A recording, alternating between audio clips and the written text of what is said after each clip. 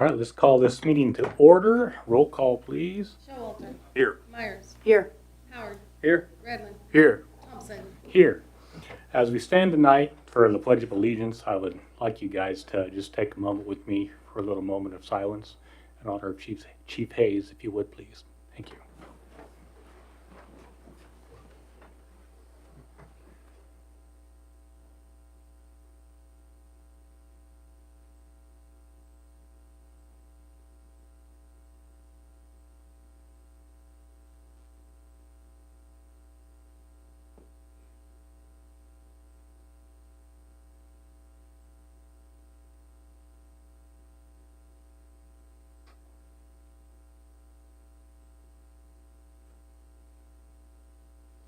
I pledge allegiance to the flag of the United States of America and to the republic for which it stands, one nation, under God, indivisible, with liberty and justice for all.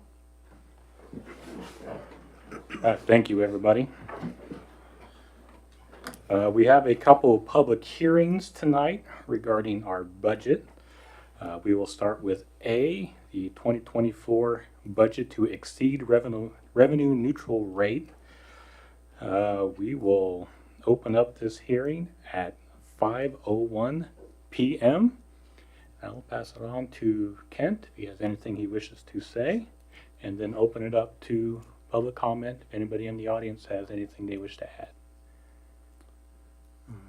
Mayor, members of the commission, in July, when the commission considered the budget, they approved a resolution at that time to publish the budget that would exceed the revenue neutral rate. Even though our valuation had gone up because of increasing costs in a number of areas, the commission considered the staff proposals and approved a budget that would have the 2024 budget at 50.167 mils, 50.167, which exceeds the revenue neutral rate of 43.183 mils as provided by the county clerk. The budget was gone over in depth over 3 meetings in June and July. And in addition, there was a special work session that the commission had as well to consider the items within the budget and what exactly they wanted to reach for. So after much deliberation, that was what was published and that is what is presented. So this is a requirement by the state of Kansas regarding the revenue neutral rate. And so that is why this hearing is placed here. Okay, thank you, Kent. Does anybody have any other additional comments they would like to make?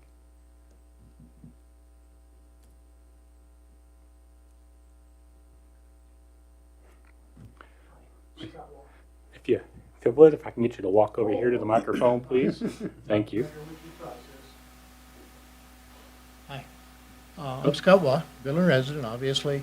Should have been here for the other budget meetings. The process is kind of backwards when we see what the increases are, but that's what it is. Probably not going to make a difference, but yes, costs are up for everybody. The amount of increase, we can't do that every year. We'll be like Colorado in no time. I hope you'll consider things. You see things once in a while of, yes, we could cut back in places. We have a nice city. We have some good services. We have great streets. I'm not complaining about things, but you do see the occasional items that could be trimmed back a little bit. And there was a recent sales tax passed by 5 votes.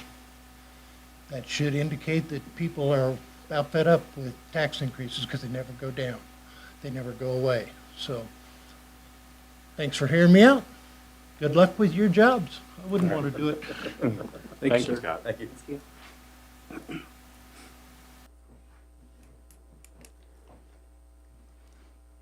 Anybody else?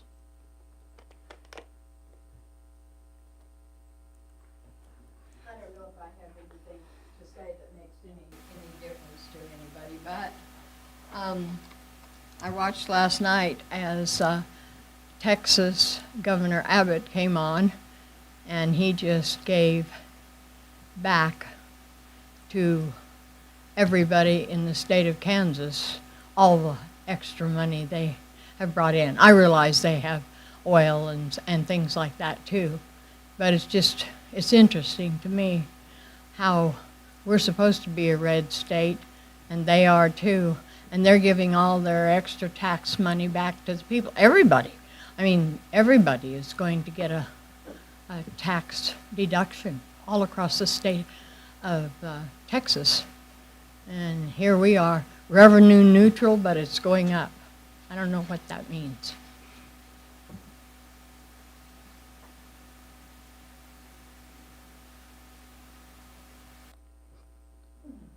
Can respond if you like, Mayor. Sure. I mean, I guess I'd like to say, yeah, it would be nice if all states would give back the extra money whenever they make more money than they require. Good on Texas for doing that. As far as explanation of the revenue neutral rate, basically what that is they take the rate that we had from the previous year, and they adjust that rate depending on valuation to determine the rate that you would have to then take the exact same dollar amount as you did the year before.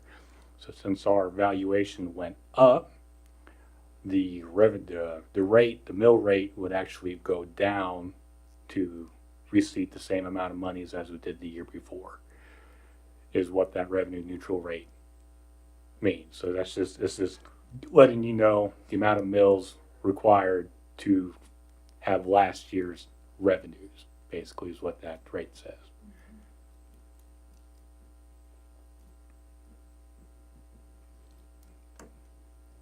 Anybody else?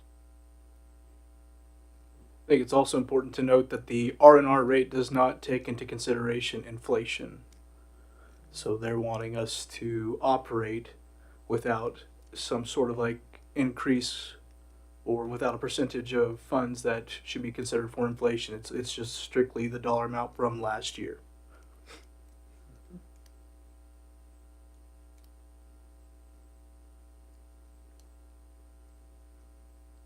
Okay, if there is no more comment, we will close this hearing at 5:07 p.m.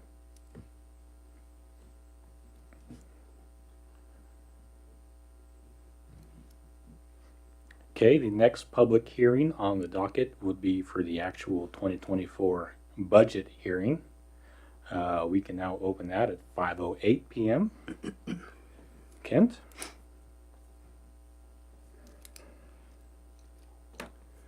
The proposed budget was included in the budget summary that was published in the newspaper and also on the city's website. Was also included in the documents for the commission's consideration earlier. The total budget is around just over $13 million. With additional transfers, which is basically switching from one fund to the other fund of how that works. We actually have transfers that come from various funds to keep the property tax at a level that it currently is, rather than having even a higher property tax rate. But with the transfers involved is over $16,703,144.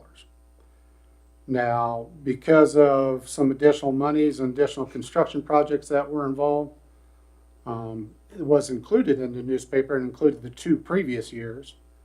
And for 2022, as an example, it was $3 million more than that as far as the city's budget. It was $19 million and $16 million.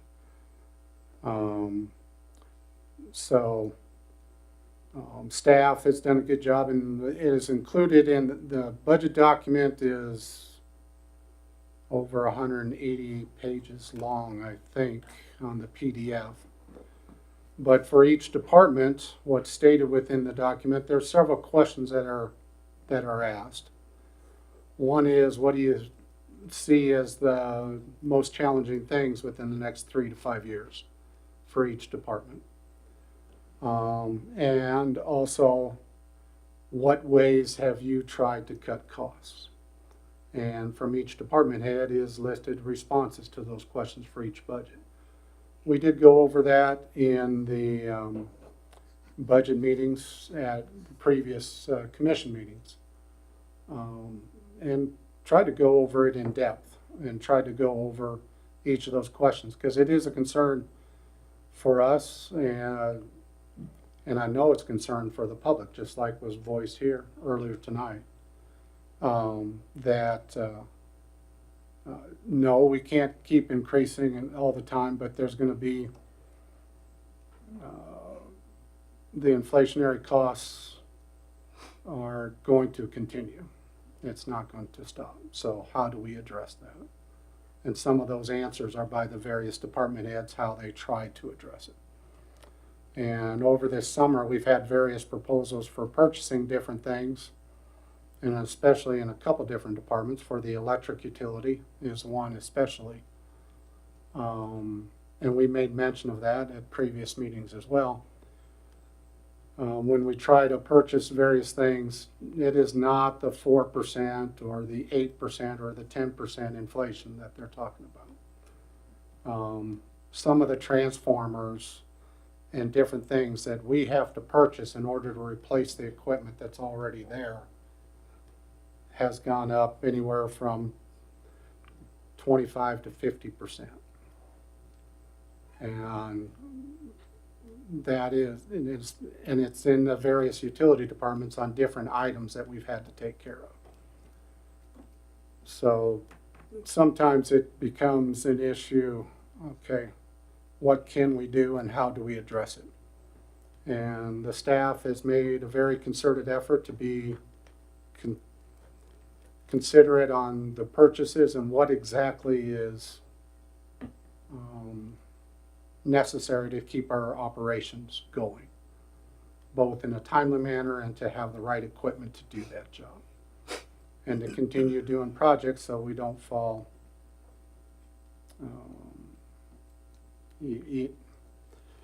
fall way behind where we are currently. It's a difficult thing. There's always an endless list of things to try to address, and we try to do the best we can. And the commission considered those staff department proposals. They didn't approve all the proposals. They kind of went through line item by line item to choose which proposals to go through.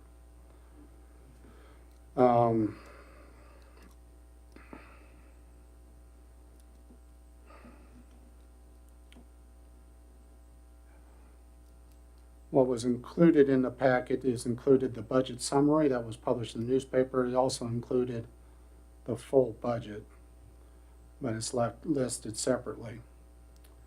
And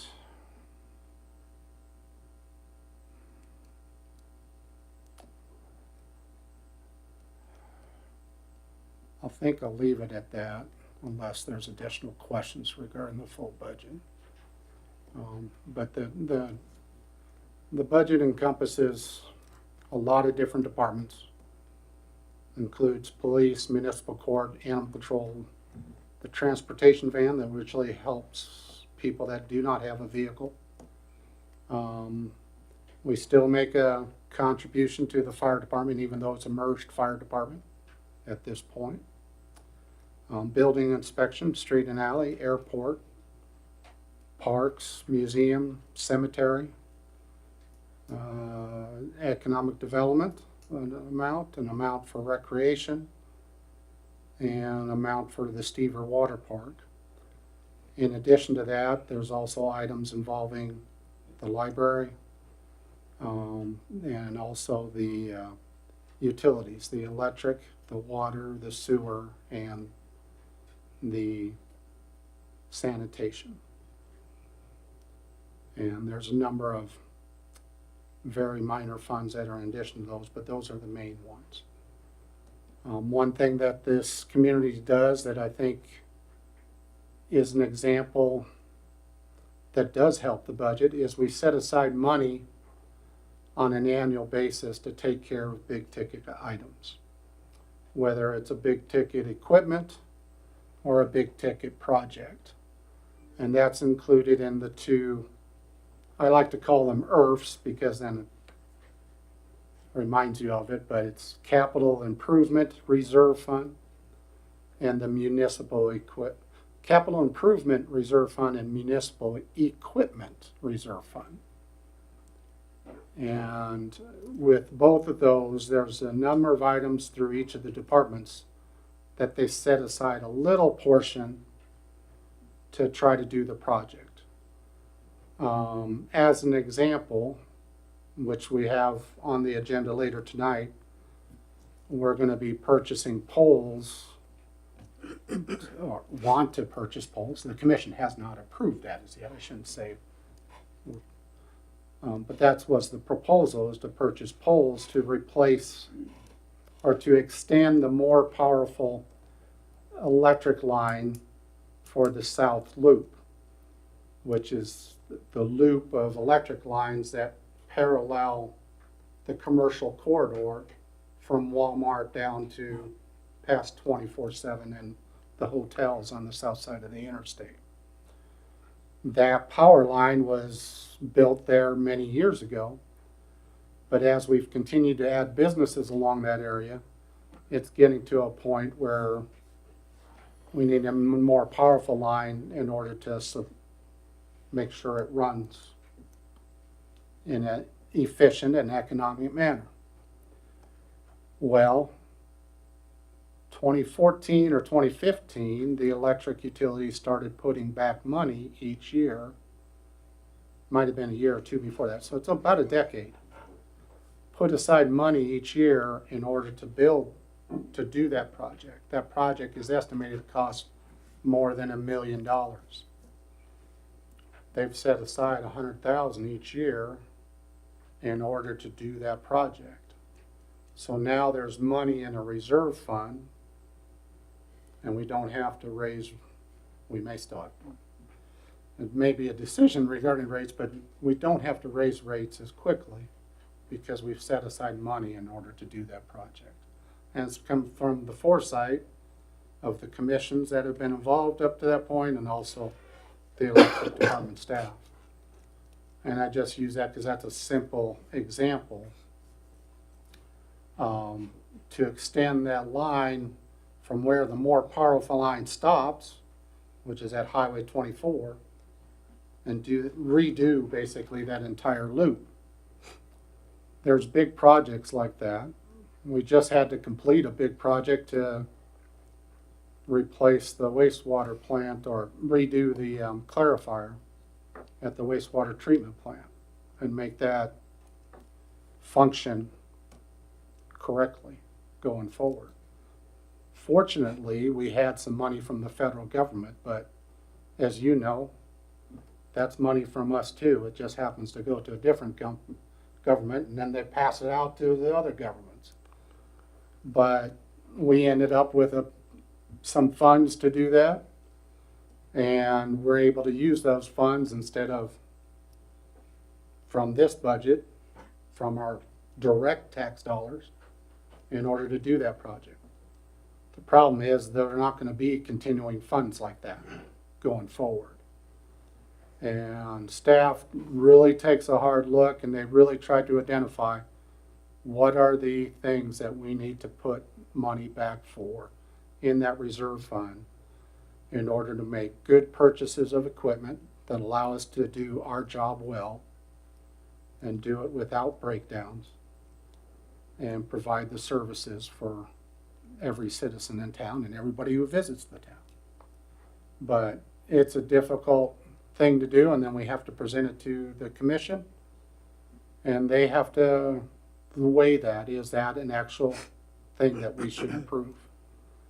And the commission had good questions, and we came up with this budget that we have currently. But I'm not telling you anything that you don't know, but it's not going to get any easier in the next couple years. And we understand the strain that people are under. It's difficult decisions. This is what we came up with this year. I think there's going to be even more difficult decisions in the next year or two. So, but that gives a synopsis of the budget. But I would encourage you to take a look at that document that each department had answered questions regarding what are the challenges facing and what are the things you've done to cut costs. And there's answers for each department and specific to their budget involved. And that what we went over in previous meetings. I guess that's all I have. Okay. Please stop me from talking. Yeah, it's a very good synopsis. Thank you, Kent. Does anybody else wish to stand up and share anything?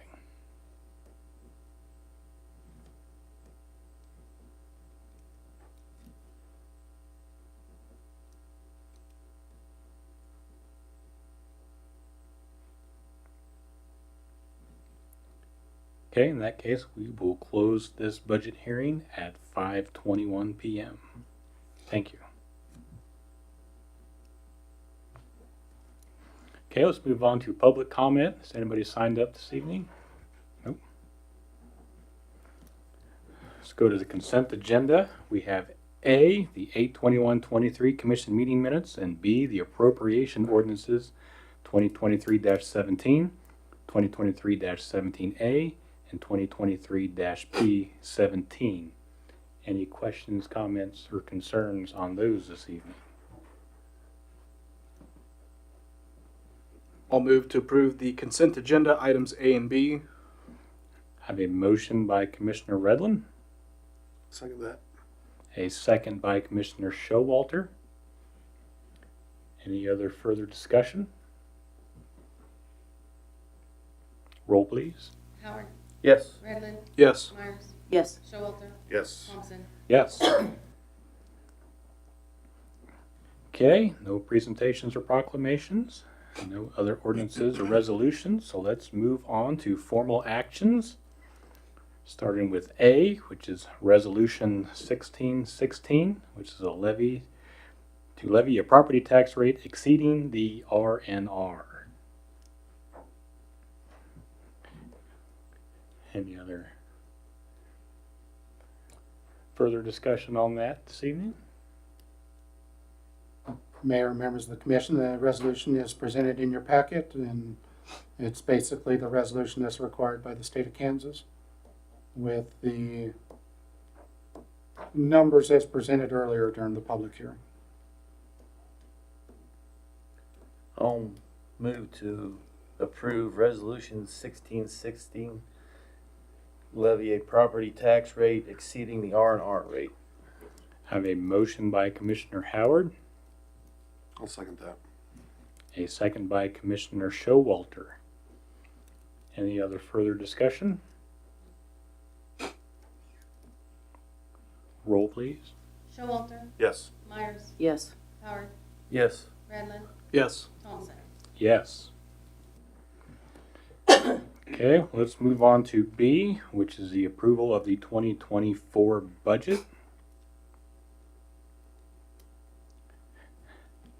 Anybody have any more questions, comments, or concerns regarding the 2024 budget? So I would say I continue to appreciate that the work that not only our department supervisors do, but Mr. Brown and everybody within the departments that work to bring a budget to us that makes sense and then allows us to go through and make some tough decisions. I know that, maybe some people don't see that, but it's not fun to have a discussion with Kenton about street equipment when he says I need two pieces of equipment and say, we're going to choose one or the other, but those are not fun decisions to have.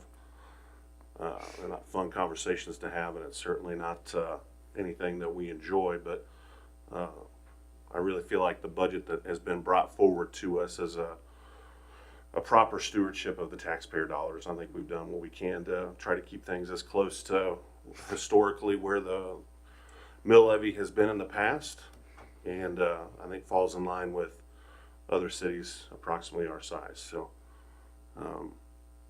guess I would make a motion to approve the 2024 or 2023-2024 budget.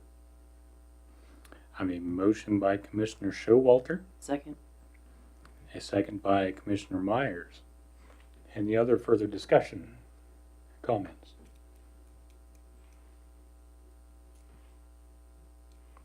Roll, please. Myers, Yes. Howard, Yes. Showalter, Yes. Redlin, Yes. Thompson. Yes. Thank you, everybody. Okay, we'll move on to C, which is a request to purchase poles for the South Loop Electric Main project. Kent? And Dustin was unable to be here tonight because he's refereeing high school games, but Lucas is here to answer any additional questions. But part of this project to extend a more powerful line to the South Loop, it would basically extend it from on the south side of Yost Farm Supply. It'll follow a certain route and then get to the edge of the interstate is what we're hoping to accomplish. And then on the other side, it'll be enough poles to be able to get it on the other side, which will start at right next to the K-27 Highway 24 intersection. It ends there at just south of 19th. Correct, Lucas? Or is it a shortened sentence? Yeah, I probably didn't tell you before. Yeah, there's a loop, it's kind of looped around there, but that's part of that loop. It'll connect to that and then extend to the other side of the road and then run down behind the businesses, Walmart and et cetera, and make it to the interstate. But these 45-foot poles is what's needed for the lines that will be put in place to replace the current line that's there. These 45-foot poles, he ended up with contacting 4 different vendors, and the lowest vendor was from Commisson, which is included in your packets. And for the class 2 45-foot long poles that are treated, CCA, was $762 each. He was having a difficult time finding 45-foot poles. It's number of, basically we're not taking orders for 45-foot poles, or we're saying that they weren't there. Isn't that correct, Lucas? Yeah, it took a lot of calling to get one got here. They're all sold. The other part of this is that it's a total for $36,000 for what's requested, $36,576. And this is another, and it's just an example, and I guess we don't point this out as much, or I might get a little too sour an expression, but Dustin said that within 5 years ago or more, he was able to purchase these type of poles for around $300. So to say that it's $762 now, I mean, I know that the national media keeps saying the inflation is down, but for certain types of things, some of it is mind-boggling, the prices that you end up with. And this doesn't mean this is the only purchase that will need to happen for this particular project. But this gets us started. So, and it did include in the staff note the quotes from the other vendors as well. But staff stands for questions. So basically, the whole idea of this project is, for the current power loop that we have and the amount of growth that we have had, the demand for power is about at a max for what the current lines can supply. Right. So we are needing to basically boost our system to put up with greater demand and to allow for continuous and further growth. Correct. The trigger that really started us to think we needed to start on this project was, and as we mentioned in previous meetings, is electric vehicle charging project that was brought to our attention. And we do have 2 different electric vehicle charging stations already. We're being asked regarding a third one that will be a level 3 charging unit instead of a level 2 charging unit. And the amount of power that's required is just kind of like the tipping point. Doesn't mean if the project goes away that there's no need for this, because we're already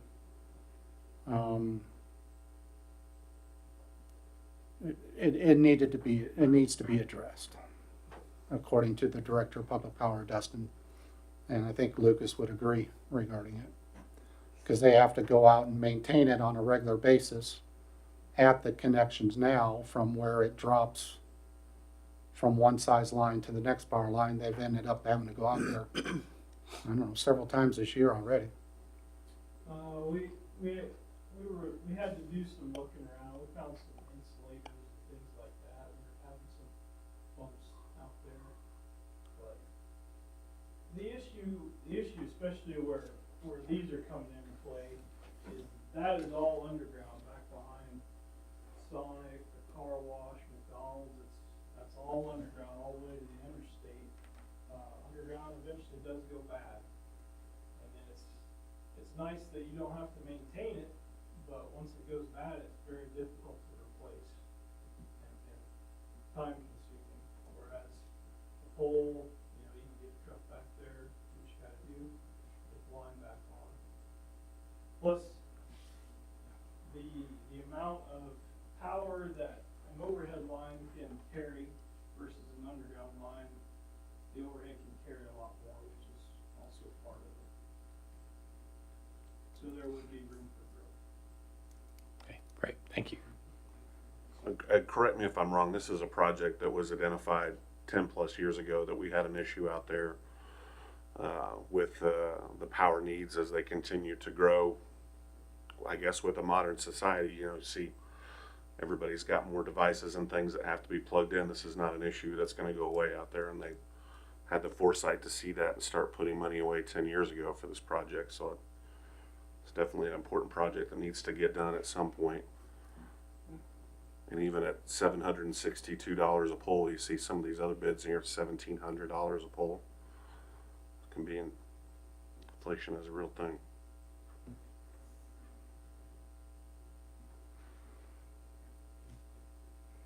Any other questions? Well, then I will make a motion to approve the quote from Commisson at the amount of $36,576. Second. I have a second by Commissioner Howard. Any other further discussion? Roll, please. Yes.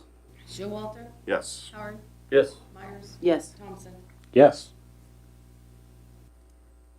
Okay, let's move on to D, which is a proposal for a facilitated discussion on housing needs and options with Community Matters Institute. Kent?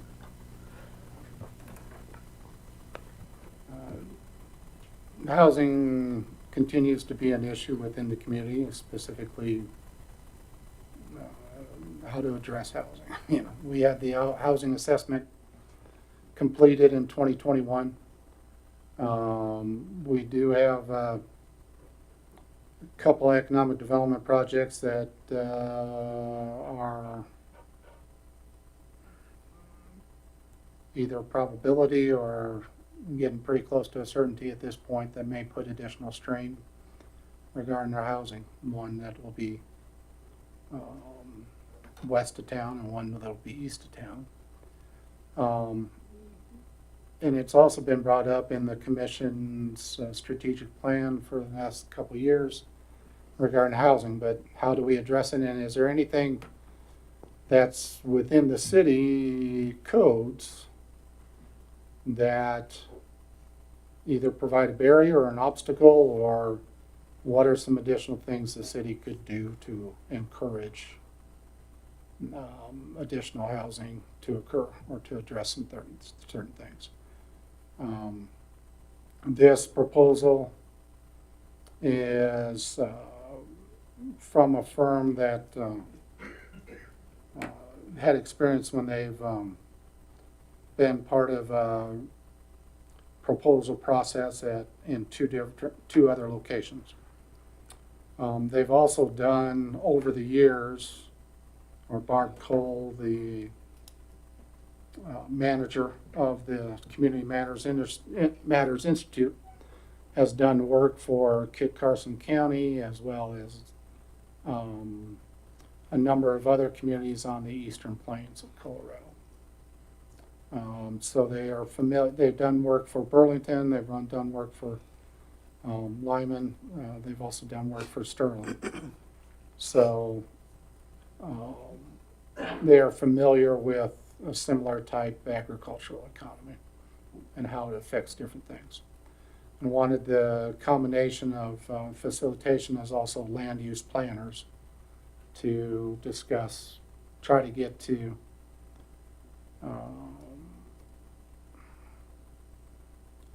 as you can see from their proposal, to the goals of getting to the point, what are the actual action steps that the city can do, either through the land use code or through other methods to try to address housing. And it could involve the vacant lots in town. We have over 100 vacant lots that could be involved. It could involve different housing types. It could involve new development. Those are some of the questions that will be answered, and she gives a pretty extensive proposal regarding what are the expectations. And the interviews will be with the Planning Commission and City Commission and other folks involved with those things. And then have an open discussion with all those different folks involved to see what can be addressed. And just saw it as an opportunity, since there seems to be a lot of discussions around. It's more, is there something specific we need to do with the land use or the building code in order to address, either make it easier or make it possible to do certain things? Is that something that Goodland wants to do? Doesn't mean that it has to go a certain route. It needs to fit the community. And I think with the experience that this firm has, they will be try to assure everyone that's involved with the city that that's the outcome they want to reach. They won't try to reach anything that is not directed by the commissions that are involved. So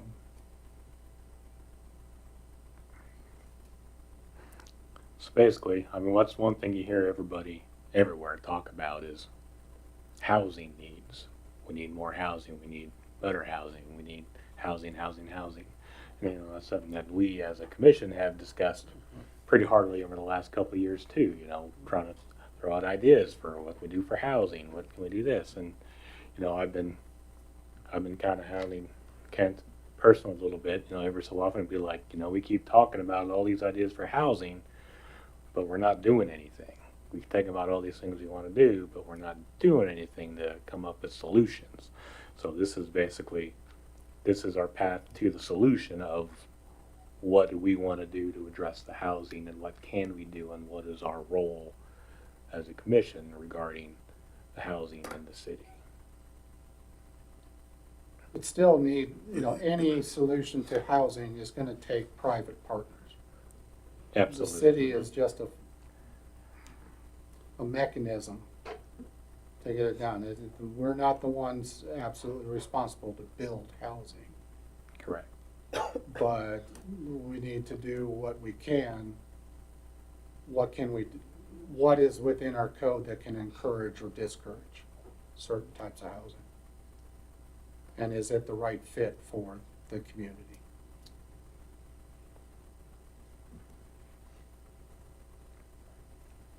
Anybody have any questions, comments, or concerns regarding this proposal? This group, CMI, was that something that came out of the housing group that had already been initiated? Were they talking about this, or was this something that we did on our own volition?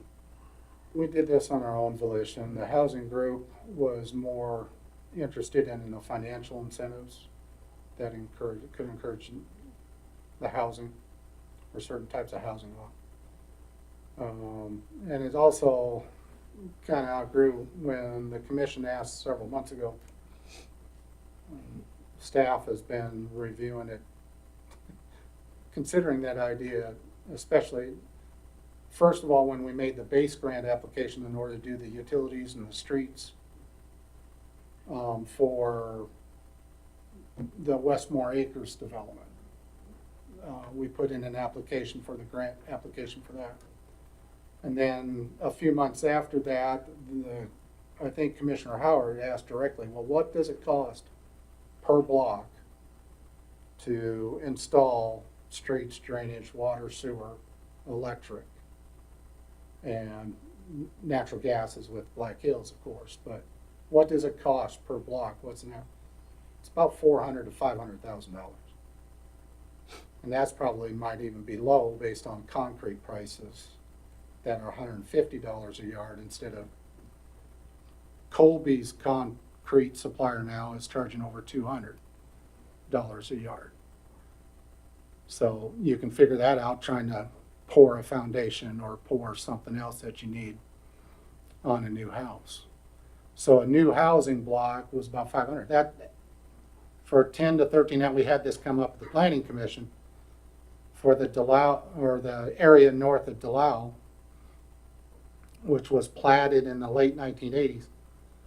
One block is 13 units. And you divide $500,000 into 13, you end up about $38,000 per house. And that's before you even turn a shovel, do anything with the dirt. That's just to get it prepared. So it makes it, who's going to be willing, how is a developer going to be willing to take that risk? And we can set it up so it could be paid out over time, but there still needs to be a guarantee by the developer to pay that if nobody buys the lots. And who's going to be willing to risk, well, I'm going to pay $500,000 before I even do anything with the dirt. That gets awful tough. So how else can you address the housing situation? And so the economics get very difficult.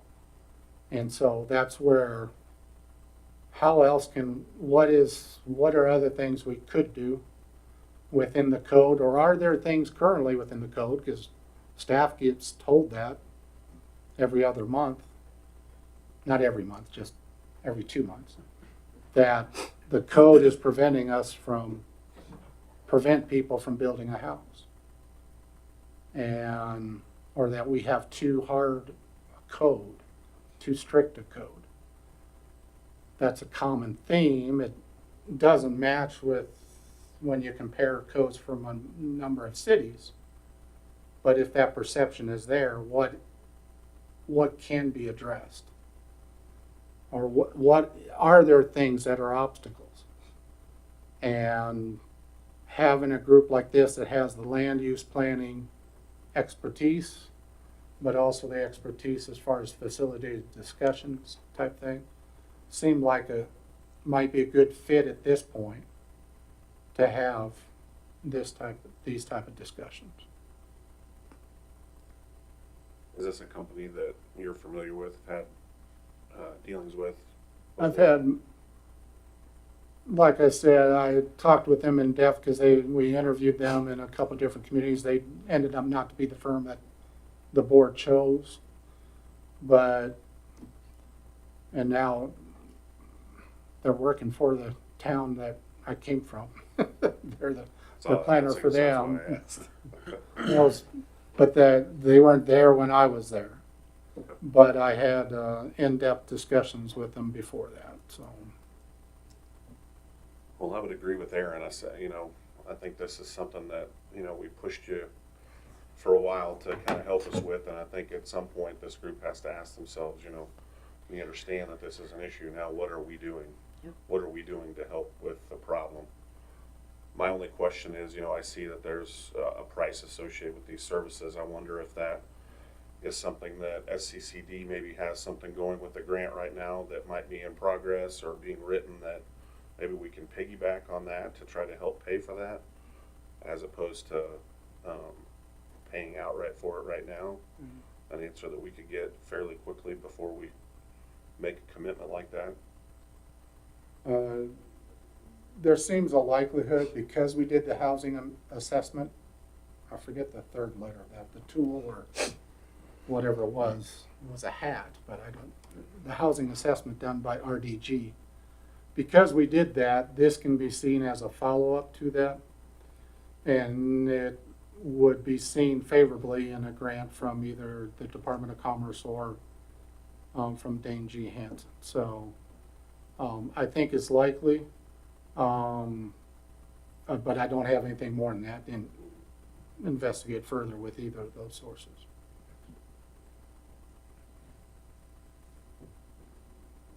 I think it's definitely a good first step to figure out where it is to try to remove the red tape to start projects, get these going. Are you kind of inferring that you would wish to hold off on approving this to see if we can get some further grant help, or are you just kind of encouraging to look into the grants? I would encourage, I guess, a conversation with SCCD to see if there is something in the works right now that we can piggyback on, or if they have something in mind that would be a grant that would fit that, before we make a commitment to go with the service. So it'd be my opinion.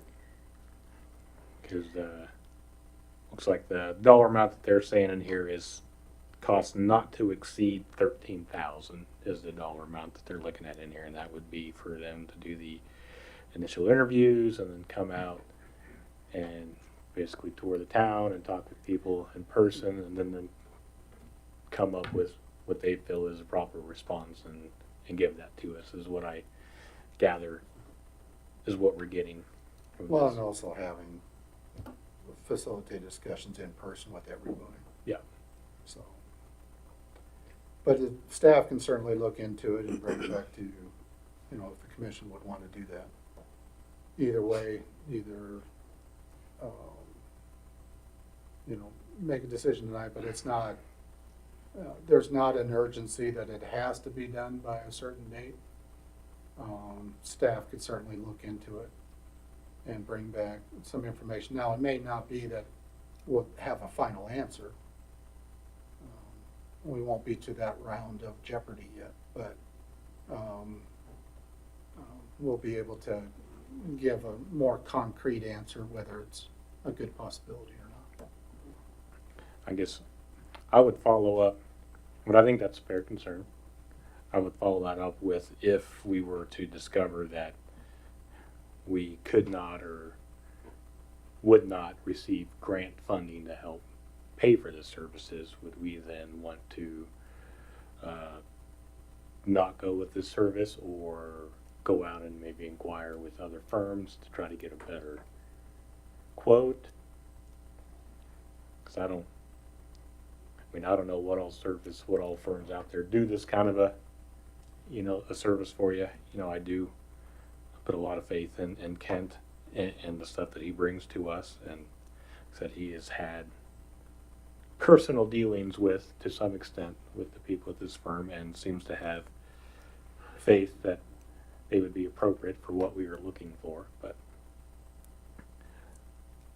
I would be okay either way with if we wanted to approve tonight to move forward, or if we would be more comfortable waiting and maybe inquiring a little more about other funds that could help pay for services. I'm in favor of waiting and see if there's something else that might be able to help pay for it. Okay. But it does need to be, we need to do something to go ahead with the housing issue that we have. Yeah, I guess I agree with that. No problem looking for us to find somebody else's money to pay for it rather than ours. But if we don't find anything, or if we don't have any grants that are available at this point in time, I think it's necessary to move forward with something like this. Insane. Since this is to table till next meeting and see what kind of grant solutions may be out there. Yeah? Yep. That sound okay? We will do it. Thank you. Thank you. Okay, let's move on to E then. We have 516 West Highway 24, number 509.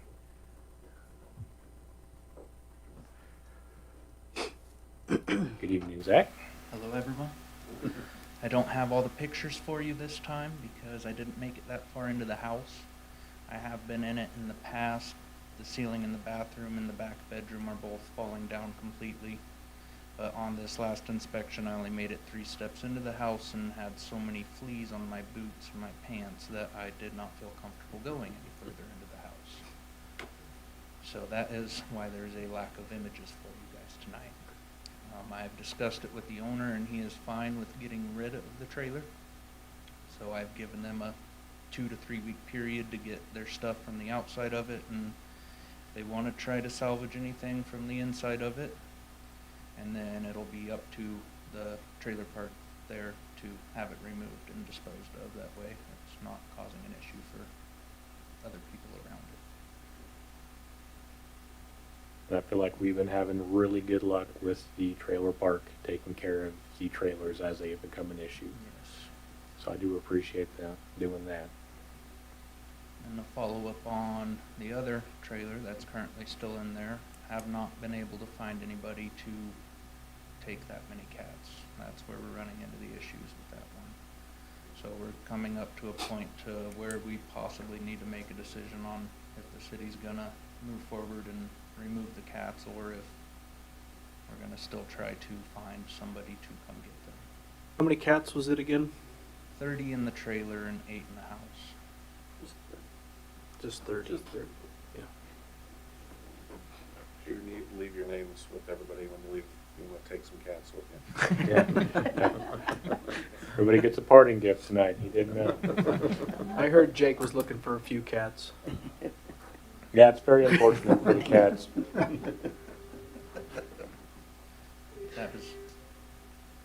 That is all I have.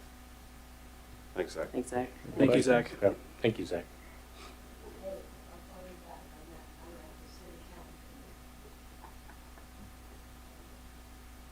Okay, we'll move on to item F, which is a memorandum of understanding for the emergency communication services in Sherman County, Kansas.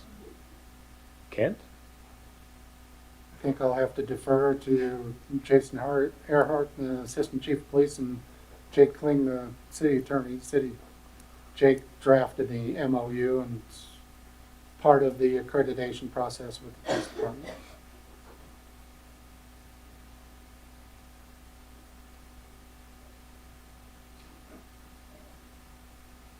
Good evening. Evening. This is just the understanding between the city and Sherman County Communications for the Kansas Law Enforcement Accreditation Program. Basically, it just, speaking with the director, she has agreed to follow, I believe it's one chapter and then one policy in another chapter, just so the Goodland Police Department is compliant with the that portion of the accreditation process. On the top page, or the top of the second page, you will see that it's basically a continuation, regardless if there is a change in several different people are listed, county commission, city commission, chief of police, the director, Chrissy. So that's basically what that is. And we don't have to sign it, re-sign it with that in there, which is a huge help. So, as if city or whoever makes changes, or county. So I guess what specifically is this covering regarding communications? What? So this is an agreement that they're gonna cover, basically dispatching for, the Goodland Police Department. And all we did was just add that, part for the CLEAP, which is the accreditation process for the Goodland Police Department, that they're agreeing to, which they're actually already doing everything, and they already had the policies that they were doing it. It's just now written down, and this serves as the proof that I have to have in the process to get accredited, and part of it. So it's a little more formal agreement of everything that's already been happening. Yeah. Basically. Yes. Yeah, it's a formal agreement, and she did say, Chrissy did say that she was willing to do it. She has reviewed this. They have not taken it she has not taken it to the county, I don't believe. But she was, like I said, she was already doing everything in that chapter. I believe it's chapter 18. And then, like I said, one policy, and I believe, I can't remember the chapter, but, so it's pretty straightforward. It's just a mutual aid agreement, basically, that includes that accreditation process, so we can approve that chapter. Because some cities have, some police departments have their own dispatch, but this is a little bit different setup. They're their own entity, so they dispatch for the county and they dispatch for the city. So I had to be able to prove that communications chapter was in effect, and to do that, it was just an agreement, mutual aid agreement. So. All right, thank you. Jake, do you have anything more you need to add? No, it's more appropriate to a memorandum of understanding. Obviously, with your dispatch or emergency communications being a joint operation, basically between the city and the county, you have an interlocal agreement. You all know all the process. Patty, you really want those caps, aren't you?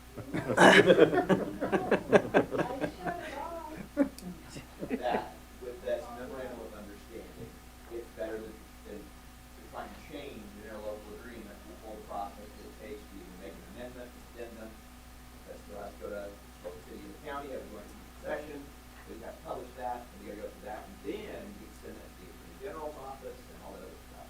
Ultimately, here's what it was. They needed the specific language, there's more of bureaucracy stuff for you, but just like any other grant or any other accreditation process, the people that you're seeking it from, you're gonna give them exactly what they want, even though, look, we're already doing this, that's why we're applying for this anyway. But they need something that shows no verbatim, this needs to say this. So that's all it is. There's no change in operations, there's nothing different than what they were already doing. It simply just shows truly on paper, for Caleb and all those guys that, yep, everybody's agreed, we're all on board. And this isn't going away despite whomever might be the governing body or director. This isn't just a personal, yes, I'm the communications director, so I'm agreeing to do this, and then moving on and somebody doing something different. That's what it is. So it is the most informal, formal thing we can have that appeases everybody and does it in the simplest way. Perfect, thank you. Somebody have any other questions, comments, or concerns? All right, thank you, Jason. Thank you. I would entertain a motion to approve. I'll move to approve the memorandum of understanding for the emergency communication services in Sherman County, Kansas. I have a motion by Commissioner Redlin, Second. second by Commissioner Showalter. Any other further discussion? Roll, please. Myers, Yes. Redlin, Yes. Howard, Yes. Showalter, Yes. Thompson. Yes. Okay, now let's move on to discussion items, starting with A, the nativity scene request for Rosewood Park. What everyone's been waiting for. And I don't even know who to defer it over to start with. Start with Kent. We did discuss this at the Park and Recreation Board meeting last Wednesday night.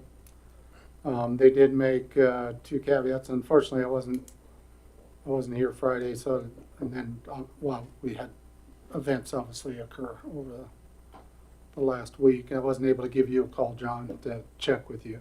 I apologize for that.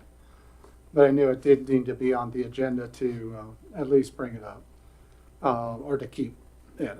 And you know, it was presented to the commission last time and asked for the park board's recommendation. Their only recommendation was, well, they had two, was to contact all the as many property owners as possible within Rosewood Park, not just surrounding the park, but that addition, and then to get their response to it before it was up, and then also to have a sketch as far as the placement of it in the park if it was to be there. So they need that. They want that before going forward with it and have that sort of response so that at least that's accomplished. They were generally in favor of it. They just want to make sure regarding a couple, that was a recommendation to the city commission to consider. Not that they have authority, it's just a recommendation to the city commission. That's what should be considered before approving the nativity scene be set up. So that was what we had, and Park Superintendent Danny Krachel was with me at that meeting. Was there anything else, Danny, regarding that? The other thing they kind of recommended is they'd like to go a year at a time. We do this, see how it goes. The first year goes well. They'd like to do it a year at a time, see how it goes. And I'm sure the people putting it up would like to see how it goes too. So. It looks like Kent said overall they was in favor of it. And, the potential on the neighborhood's good with it. Do you have any concerns with what the park board recommended regarding it? Sir. I don't have any concerns with their recommendations there. I do have, I guess, one other question that's been kind of on my mind that Commissioner Showalter brought up last meeting was regarding, you know, where does that make the city liable moving forward regarding requests from any other group or organizations who are wanting to put things up in the city parks. I don't know if there's been any research or we have any kind of answers, firm answers on that or not. No, I think City Attorney Kling provided a couple comments of that at a previous meeting, but I don't think we have anything more in addition to that at this point, or any research that's been completed regarding it.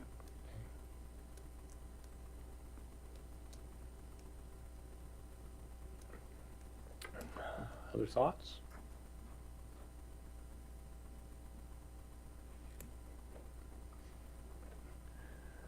So do we want to move forward with the recommendation of the parks and have letters go out to all the members of Rosewood over there and then have a sketch of placement of where everything will be placed? Part of the discussion with the park board too was to make it clear that this is being a request from a private group. It's not a request of the city to do it. Even though it may occur on city property, it's not a city initiated event. It's more an initiation by this private group, which is doing a lot of work to try to make sure that this could come about. But is that fair, John, how I'm describing it? Yeah, and so last night I did make a trip through the neighborhood as you come into Rosewood and all the way contiguously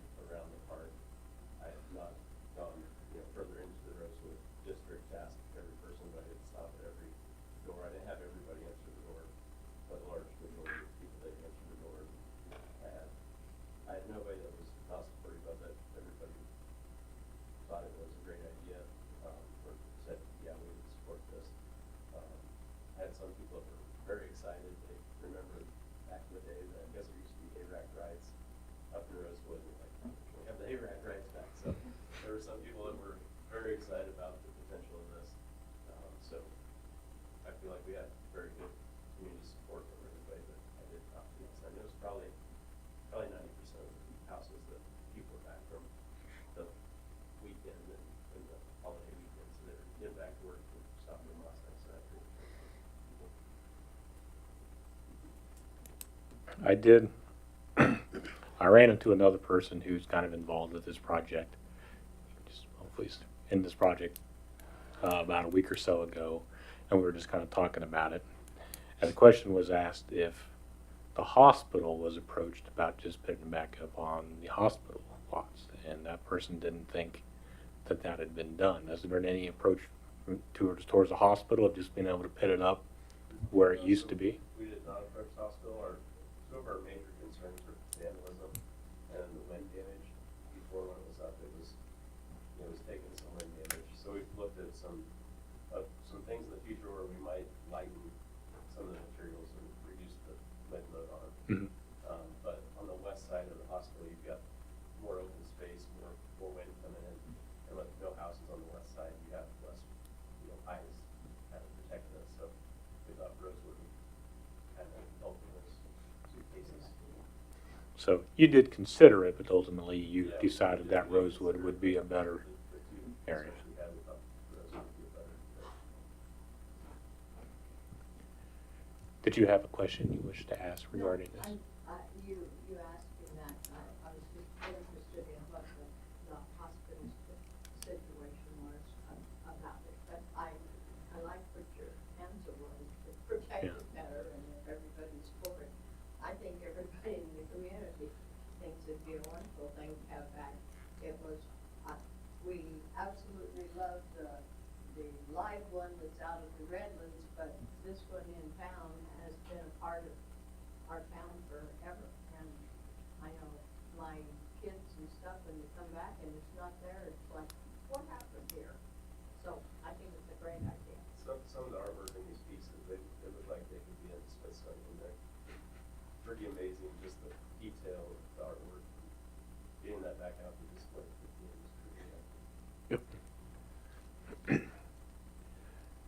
Any other thoughts or comments? Nope, this has my full support. So are we wanting to move forward with the recommendation of the Parks Board, to have them follow through with what they are recommending, and then coming back, if that's completed by next meeting, coming up with final decision then, or you guys wanting to make a decision now regarding? I feel like the, kind of the work that John's already done, I feel like meets the, kind of the general intent of what the Parks Board was recommending, so I don't know that we have to go the extra step and send out any letters. I think we should make a move tonight and put it to a vote. I'll say I will vote yes, but I also say that with the understanding I know what that could potentially do later on down the road. So if we have to allow other displays, we have to allow other displays, but I don't, I wish I had property big enough I could let them put it in my front yard, so. But I don't, so. Just as long as everybody understands the risks that we take when we do that, so. Yep.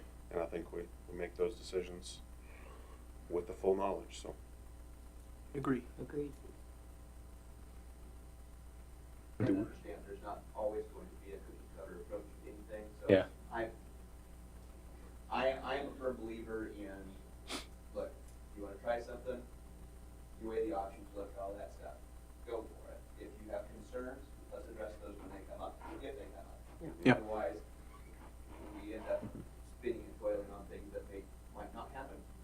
Agreed. That is my personal and legal opinion. I actually do the same thing in my office every day when I talk to people. I can sit here and tell you all day long about the million branches of the legalities of different things, whether they are positive or negative.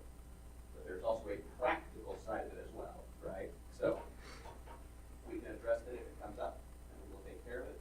And do what we need to do, or see where we need to go, or see what we gotta do. But that's, so, don't want you to be scared off by anything, but I also don't want you to think that I'm skirting the issue either. It was hard for me to weigh the millions of possibilities that might be, that may never happen.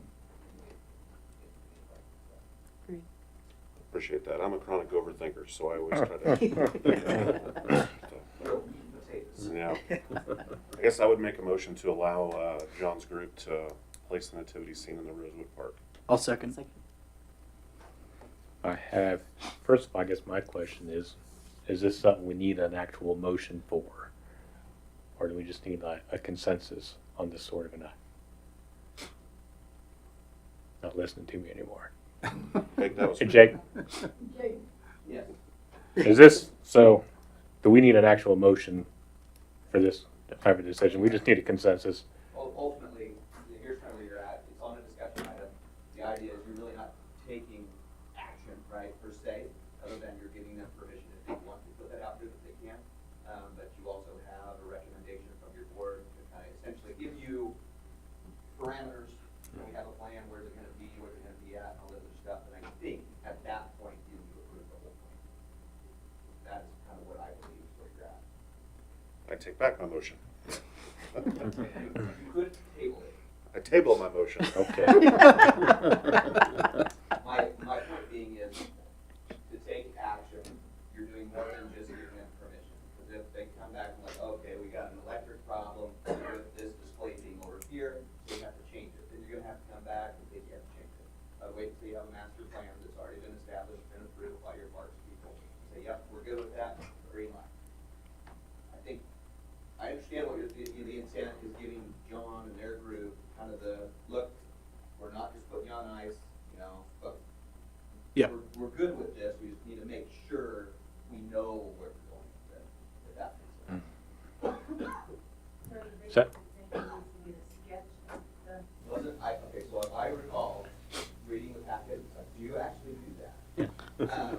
There was a recommendation to show, okay, kind of give a schematic of where the displays are going. Correct. One was to reach out to the neighbors, two was to actually establish where and which displays will be out, or ensure that all of them will be out, or something of the like. Is that fair?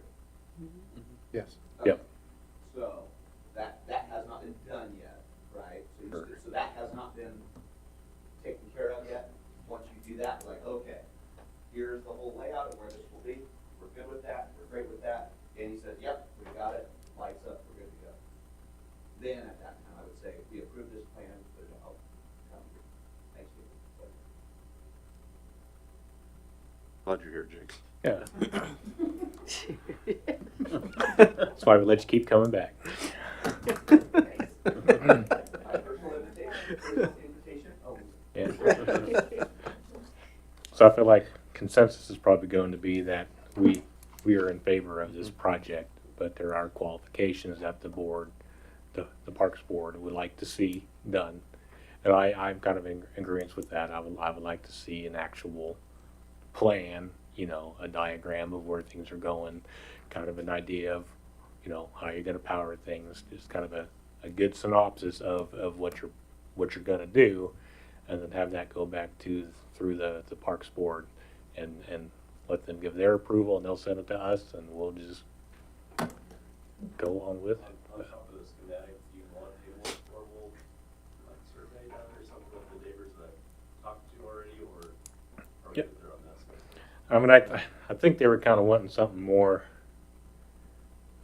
in writing, I think. Kent, where they went in kind of a more formal, something with their names attached to it, I suppose, and saying that they're okay with it, and I don't know. Something a little more exact, yeah. Number of displays, is it 3 on this street, 4 on this street, and then the approximate distances.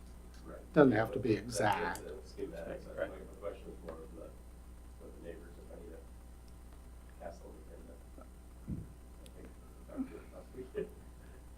What I might do is, we'll create a list of who all the properties are listed to, and then we'll send that to you, and you can tell me which ones have been contacted, which have not.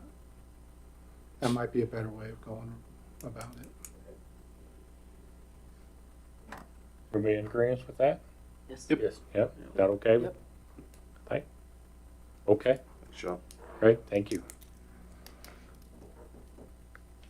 Okay, well, let's move on to B then, a letter of interest for a PACE submission regarding a solar project.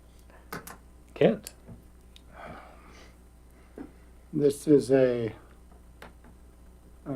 proposal, and Josh has put up on the screen Gene Slater, who's presented this proposal to city staff. Actually, he's been talking with city staff for the last couple months regarding a possible solar renewable energy system proposal. Started out with one size of proposal that would fit our current contract with Sunflower. Staff went ahead and contacted representatives of Sunflower about the possibility if this project would get to an endpoint. That was seen as a pretty small project because it was, according to the current contract, is only 5% of our power could be included in a proposal. And Gene presented us a proposal for 5%, which was 657 kilowatts of power. And we went to Sunflower asking if we could, what would be the possibility of, and we would have to do an amendment to the current contract, even though the contract ends in 2026. Have to do an amendment for a larger project than that, whether it be 1.5 to 2 megawatts of power, what it would generate. It took a while to get a response from Prairie Land and Sunflower's board of directors. And in fact, they're trying to figure out whether they need a formal approval by the Sunflower board of directors, but they had given the go-ahead for us to at least consider this and submit this information. Gene presented this proposal to us, but he has also let us know regarding funding that's available through the Department of Energy. And the letter of interest, if you want to apply for that funding, is due by the end of September. So that's why this proposal is presented to you. Even if, and Gene can explain this more as soon as I will stop talking. I'm sure he's wondering that right now.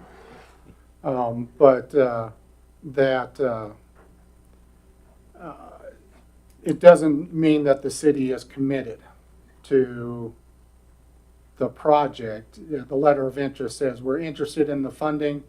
Well, in the process of completing the full application, then we can get additional details as far as whether it's a good fit or not. So that gives you an introduction to the proposal. Gene, can you hear us? Yeah, I can hear you. Okay. Can you hear me? Yes, we can. Yes, sir. Okay, great. So, are there questions immediately, or should I just kind of run down through this? I think Kent did a pretty good job of running it down for you. The letter of intent is completely non-committal. It just needs to be turned in to the government so that we can have the ability to use that PACE funding to fund the project, because it's a 100% guarantee with a forgiveness portion to that as well. In this case, it'd probably be approximately 20% forgiveness is what the project would be eligible for. Okay. So we're just looking at the paperwork here. You're estimating that the total system would be about a $4.5 million project. Correct. And that's in today's dollars. That's it. That proposal I delivered to Kent, what was that, 2 weeks ago? I believe it was. And that's good for 90 days. So if you decide that, hey, this is great, and you decide to say, hey, we're going to do this, then that price would be locked in with an agreement that covers you for anything short of, a force majeure type situation like we had where COVID hit, where supplies went crazy and everything else. But short of that, that would lock in your price. And we would know that going before that, and we would work that with you to discuss that and try and find a resolution to it. Okay, I do know that, as a commission, we have discussed, you know, our energy, the future. Our current contract is up in about 3 years, I think. And we have discussed, not to any real extent, but just very generally, different ideas regarding our energy consumption into the future. Uh, I am, I am curious, as we haven't had a chance to talk to you personally, the commission, and you haven't had a chance to get together. How Yeah. how it is you came about our community for this project. I'm curious about that. Yeah, I can get into that a little bit. We are working on a much larger project that some of you may have heard of. Um, for just east of Goodland, would bring about approximately 100 jobs to the area over the first 2 years, with the potential or planning right now for that to grow to at least 200, or and possibly a little more than that, or over the first 4 to 5 years. And so I had been working on this project for a while, for approximately 4.5 years, and things just happened to fall into place where it's a tire recycling project, but it's a true tire recycling project. There's 2 of these facilities in the U.S., and both of them are very small. We would be the largest this kind of facility in North America. Sorry, your sound kind of cut out a little bit there, but I think you're back. Oh, okay. So, anyways, this is a true tire recycling project. Right now, tire recycling in the United States is we cut off the sidewalls and we bury the rest of the tire. Every once in a while, they'll do some crumb rubber, but mostly that's what we do with tires. We would be recycling tires, extracting the steel, and then breaking down the rubber back to its base components and reselling them on the marketplace. It would be for phase 1 would bring approximately 100 jobs to Goodland, to the area, with phase 2 bringing another 100 to 200 more additional jobs. And so that's kind of how my introduction to Goodland, because most of the tires we're going to be using for this project are coming out of the Front Range. And so Goodland just happens to be, I looked at a couple of cities, and Goodland was one, Kearney, Nebraska was another, and Colby was the third. And Goodland, just for logistics and everything else, just was a better fit than the others. And so that's how I came to about Goodland. And then I got to looking at some of the economics for Goodland, because my project is contingent upon having good employees that, show up for work and are living a decent life and are enjoying their life out there. And I noticed that you guys have one of the highest electric prices in the state. And so I got to thinking and talking. I spoke with a few people, and then I was told to get in touch with Kent, and he and I had a chance to talk. He looped in Justin. And because my background is in solar, I've been in the solar game for about 11 years now. And so that's where my background came from. And I have ties to where we can do projects for a very reasonable price and produce energy anywhere from 1.5 to 3 cents a kilowatt hour. It seemed like a good fit after seeing what you guys were paying for your power out there.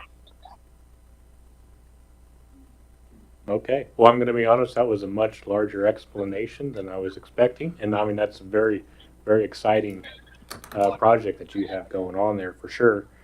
I guess I kind of want to go back to just strictly the solar proposal here, if I could. Is this Sure, absolutely. Is this a separate project than your tire plant project, right? This would be a completely separate thing. 100%. 100%. Completely separate. Has nothing to do. One has nothing to do with the other.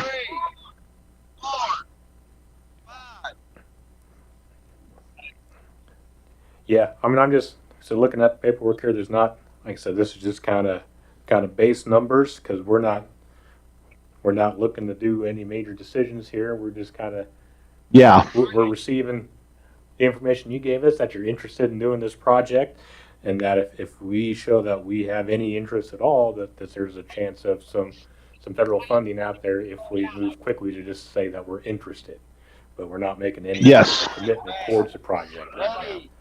No, there's no commitment at all involved with the letter of intent or anything we have there. And as we get further down the road, as questions come up and everything, we would readdress the proposal if needs be. But those numbers have been pretty solid for the last about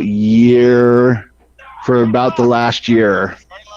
So there hasn't been a ton of movement in the last 12 months. Prior to that, of course, COVID and everything, there was a lot of movement on pretty much everything.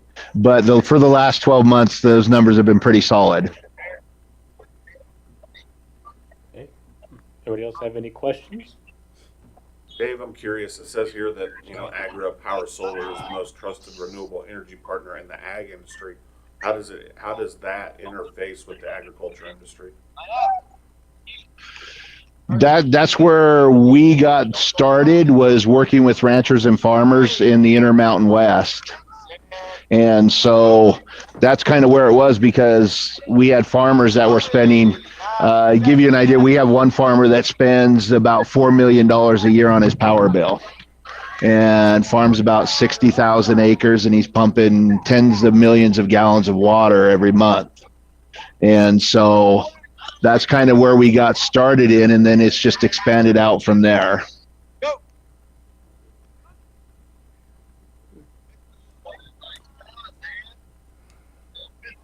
That's impressive. Yeah. There has been No. some proposals, Gene, on a couple items, I guess I would supplement what you're saying. As far as there's been What was that? proposals. What was that again? I was just gonna provide 2 additional items of note. Gene, can you hear me? Yeah, I can hear you now. Okay. That Go there ahead. has been solar proposals presented to the city previously over the last 3 or 4 years. None have been Okay. as seen Well, as attractive. Gene, can you hear me? Yeah, I can hear you. Okay. And there hasn't been Sorry, any go ahead. movement forward through any of those proposals. There's also additional federal funding, and also this ends up different a financial instrument in order to be able to pay it off over time, obviously. Yeah. There's a lot of details that involved with that Gene has, and then we don't have to go over right now. But we are also having this a discussion tomorrow with the KMEA to review the proposal, because they have proposals of their own. They obviously are the Kansas Municipal Electric or Energy Association, and they've been involved with 3 or 4 different joint solar projects in communities across Kansas, and they'll give us feedback on this proposal from Gene and AgriPower, and we'll say whether it's good information for the city to pursue or not. Dustin did state that one of the most attractive things regarding solar, it's also the thing that can hurt you a little bit, but the solar works well during the day. We're obviously working on battery solutions to be able to make it so you can hold it. Yeah. But one of the chief charges for our power bill that we have to pay Sunflower is the time of day or demand. And obviously our highest demand is in the afternoons and early evenings. Having a solar array which would only still be a portion of the city's power. We're not talking it would cover the city's bill or anything. It's not that big a proposal. Our total Yeah. output, I think we've almost reached 12 megawatts this summer. Last summer, we reached over 13 megawatts. So when you Yeah. talk about a 2 megawatt proposal, obviously that's only 1/6 of the total power production. But if 1/6 of your power production could be done through solar at a cheaper cost, it'll cut that, instead of 13 and 12 being 11 or 10, and be a lower demand charge, which is a much higher cost on our total power bill than the actual production of the power. Yeah. So, but I just wanted to add those So- 2 points in, Gene, regarding this. When we do have, I mean, battery options are available, and we can put together a proposal on those types of things, to where we can look at various options for things of that nature, to make it more cost affordable for the delivery to the city, so we can produce even more but store it up and then release it over time in the evening as the sun starts to wane and whatnot. How you doing? We had this on here for discussion. There is a What's- little bit of urgency as far as the letter of interest by the end of the month, but it is after next meeting. So if the Okay. commission wants to consider it, think of any additional questions that come up regarding the proposal, that staff can answer, or if you want to give consensus for the staff to submit the letter of interest. Either way can work at this point.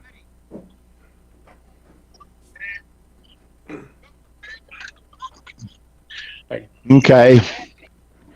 Gene, this is Mayor. Yeah, if you have any additional, sorry, go ahead. Oh, I was just gonna say, we've done quite a bit of talking here and kind of a general idea of what's happening, but we haven't given you an opportunity to really go through the numbers that you have given us here. So I don't know if you wanted to take a little bit of time to kind of just go through this.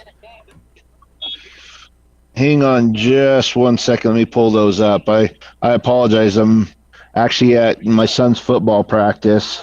One of the coaches here, so I'm cheating over here to listen in and be able to answer these. Hang on just a second. Let me pull up the proposal, and we can go through that. Okay.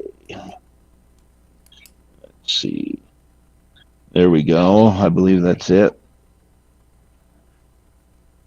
Yeah, here we go.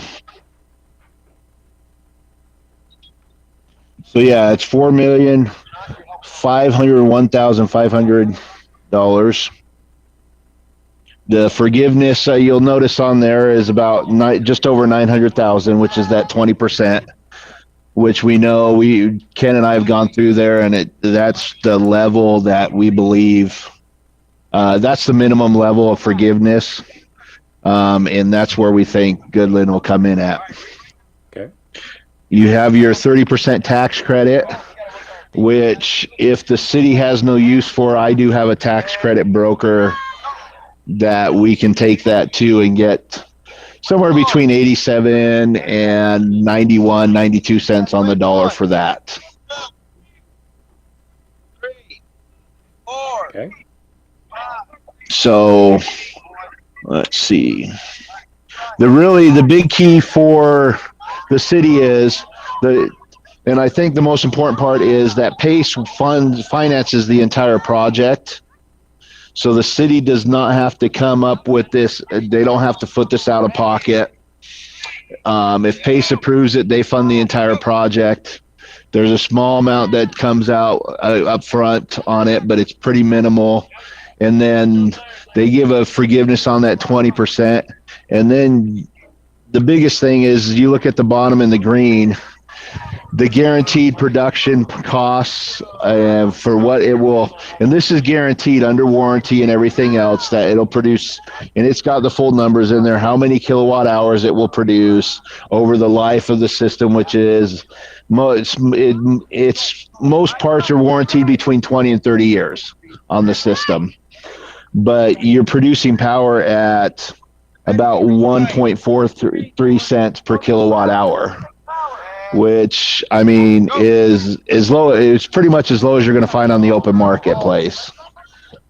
And that's just a straight number for that's guaranteed production. If your system falls short, they actually address that issue, and the city is taking care of it. And we, AgriPower Solar, actually will address that issue with the manufacturers, so that you don't have to deal with it. We deal with it for you and get that taken care of. So there's never, if there's a down situation, we deal with that for you. We do the monitoring for you. We take care of the regular maintenance, things like that, so that there's no additional work put on upon the city itself. I like the sounds of that. Yeah, for sure. Yeah, we are fully. I mean, we do all the monitoring and the systems. They require semi-annual maintenance, things like that, and that's all taken care of. That's all part of your package in that.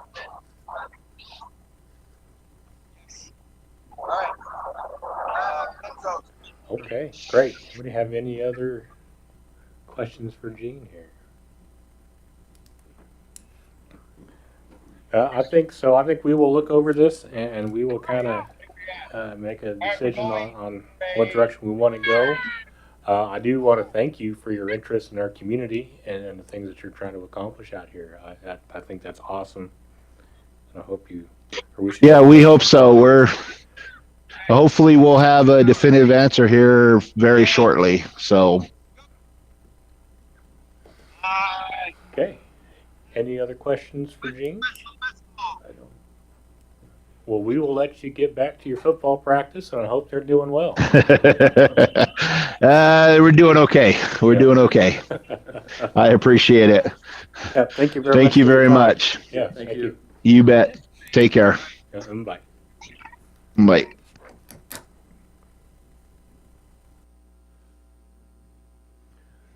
Well, I wouldn't have a problem with giving a letter of intent because it's not,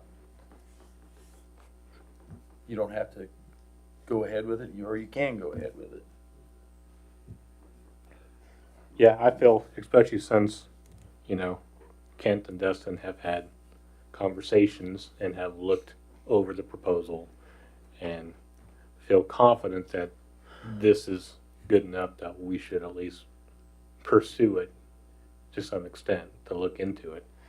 And I think I trust their judgment that they know what they're talking about. And also just the fact that we, as a commission, have, I said, started some very, very basic discussions about where we want to move forward regarding our power and our energy consumption within the community, and the frustrations that we have had with our current contract, power contract and stuff. So I think this is a good opportunity for us to at least look into to see what they can provide for us. Did you say that you reached out to KMEA already? We have, and we're having a discussion tomorrow with a couple different members of KMEA, both Tyson and with Dale, or forgot the other name, with KMEA. And we'll have a more substantive discussion regarding is being realistic regarding the numbers that are presented, and then also whether this type of proposal, because they got other proposals obviously going on, but need some expertise because they've had to deal with a number of different companies regarding solar proposals. And is this accurate? Is it genuine? And I'd want that answer from KMEA first before, if they say this is complete hogwash, then obviously would Yep. put the brakes on, but So that's, with their expertise, I would, just like you said, Mayor, would have confidence at least submitting a letter of intent and starting the full application process to see where it would go. that's what I would lean towards is looking at what KMEA says. If they say it's legitimate, then we submit the letter of intent there. That's my perspective.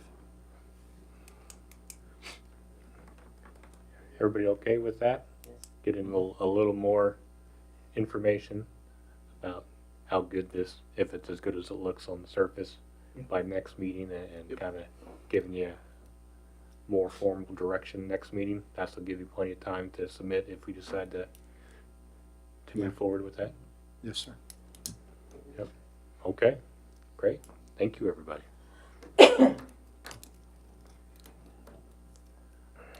Anything else to discuss this evening? No, sir. Let's move on to reports, starting with our city manager, Kent. And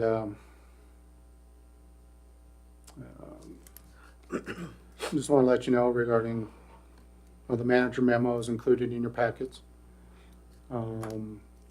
Police Chief Frankie Hayes was unfortunately passed away last Wednesday. His funeral is this Thursday morning at 10:30 at the Methodist Church. Staff had a discussion earlier today regarding closing some streets for the funeral, and I guess I would ask Jason to describe what streets are being closed, and before I say something that's the wrong 100 block, and take it from there.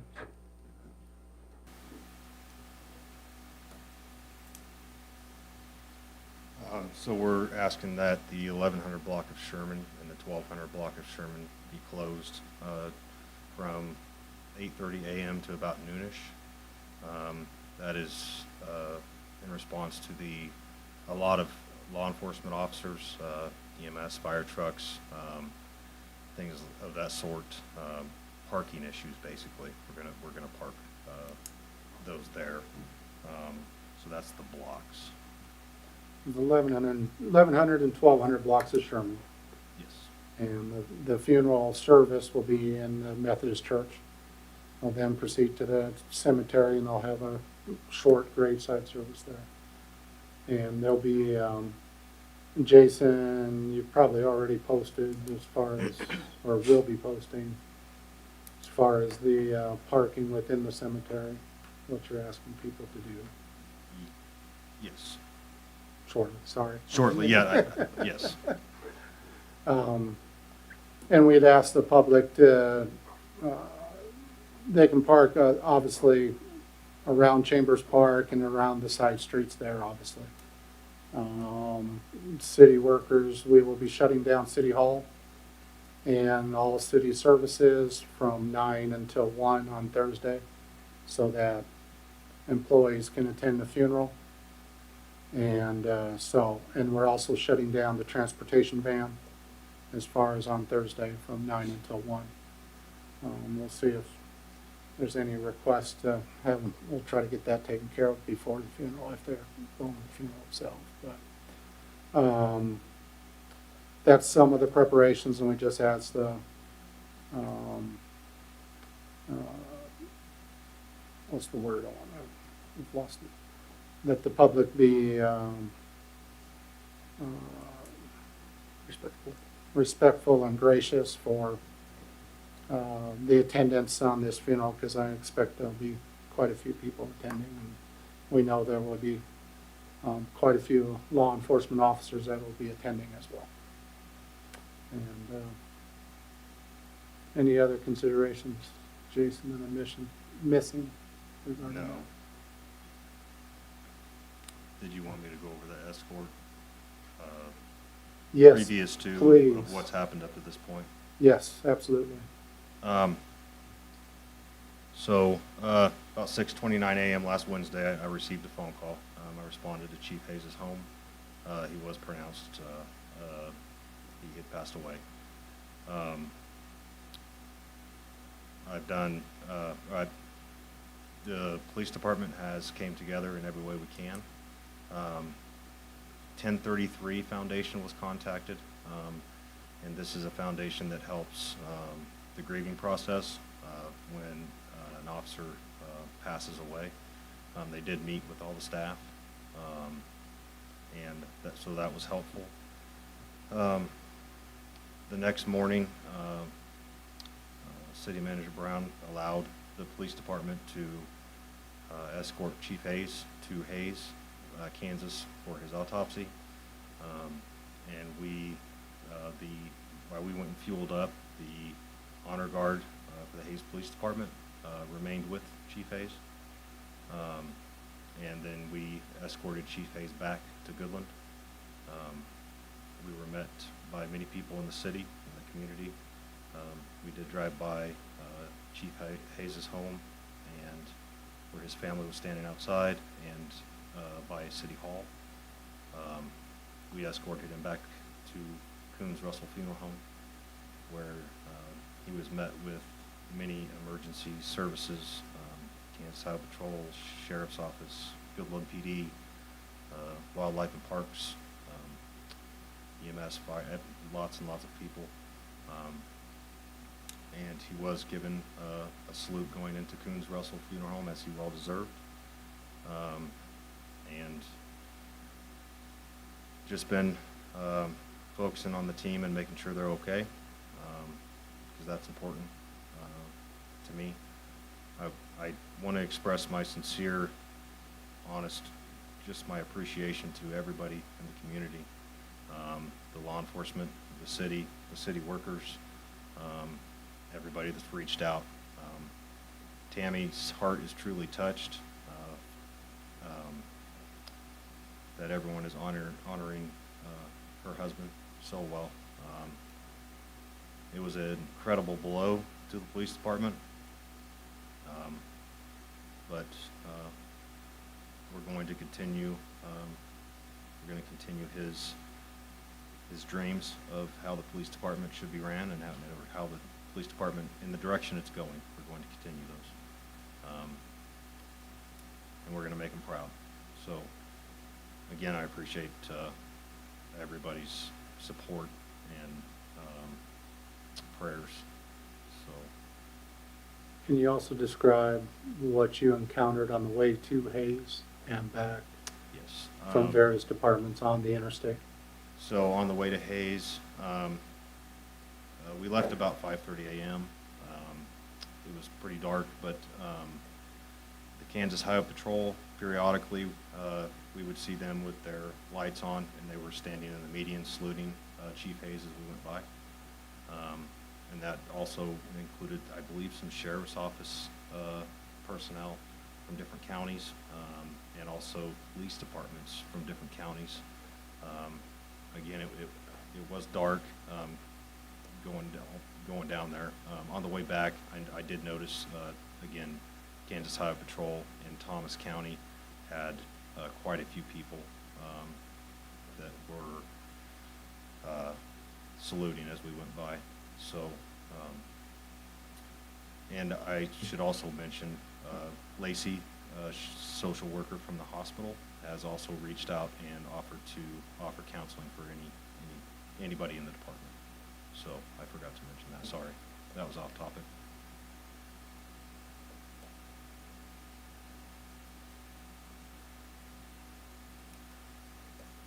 I think this has been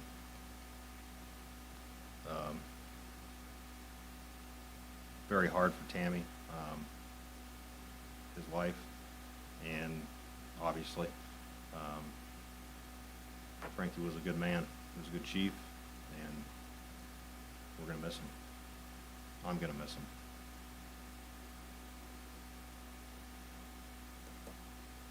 Thank you, Jason. Any questions?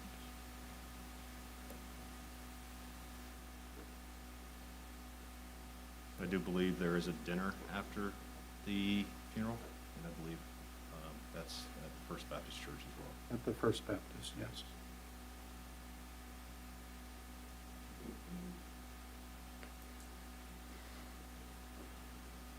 Thank you.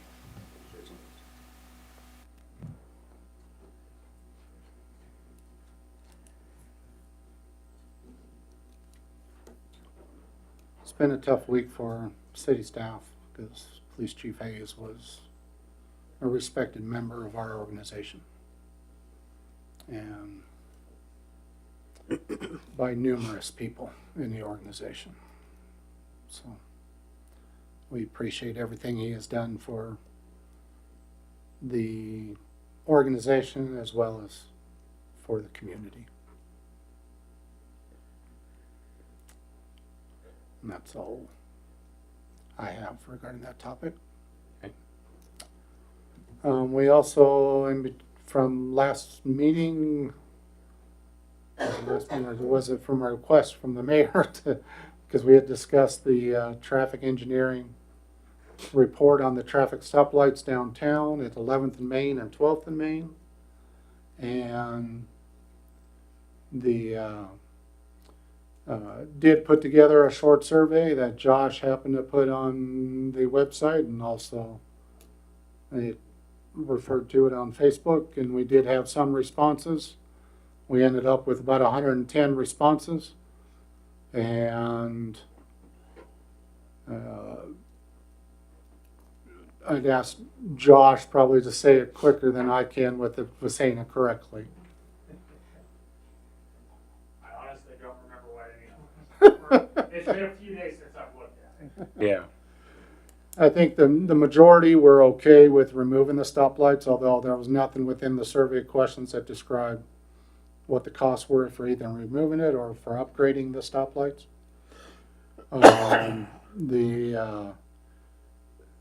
The 11th and Main was seen as got a stronger response to remove the stoplights than 12th and Main. If you were to take only one out, the 11th and Main was the preferred choice. Now, and for most of the folks in the survey also had questions regarding how do you view it as being a driver, as also being a pedestrian. And did that change your response? But the majority, and it wasn't a strong majority, and we'll send that to you as far as what the totals are in an email, or we may post that. We may have a follow-up survey based on estimated costs, because we obviously didn't have that regarding it. But the initial survey responses, and it was a little more, I don't know, 55, 60% wanted the stoplights removed, or were okay with the stoplights being removed and having a two-way stop for the east-west traffic. They did not like the four-way stop. So that was more overwhelming. That was 80 or 90% were not in favor of a four-way stop. So, but that's the general information regarding the traffic lights downtown. Okay. Thank you for doing that, Josh.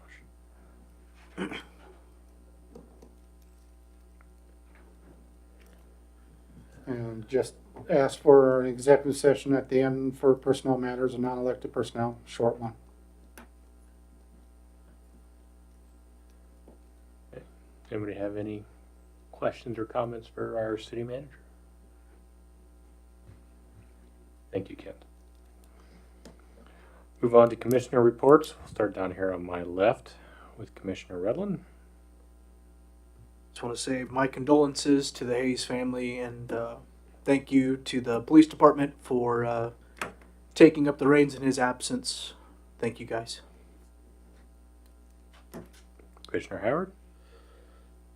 Basically the same thing. I'd like to thank all the employees for what they do. I know they're going through hard times right now.